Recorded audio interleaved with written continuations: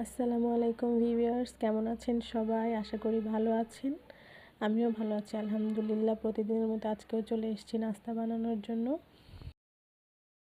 ফার্স্টে চুলাতে একটু মাটি লাগিয়ে নিলাম, কারণ আমাদের বাড়ির রুলস চুলা জ্বালানোর আগ মুহূর্তে মাটি লাগাতে হয়। আসলে আমার হাতে প্রবলেম বলে আমি পেইন্ট ব্রাশ দিয়ে চুলাতে আর কি মাটি লাগাই।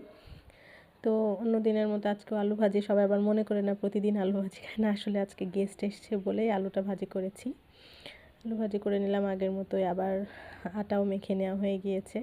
তারপর এখন রুটির পালা। রুটিটা বানিয়ে নেব। রুটিটা বানিয়ে নেব। তারপরে সবাই যেহেতু পরোটা খায় না, এর জন্য রুটির পরিমাণটা একটু বেশি বানিয়েছি।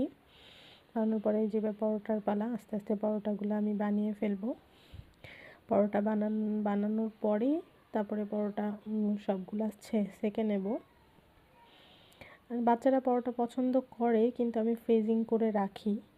এখন শুধু তাদের জন্যই বানাচ্ছি। হয়ে গেল সকালের নাস্তা। আল্লাহ হাফেজ।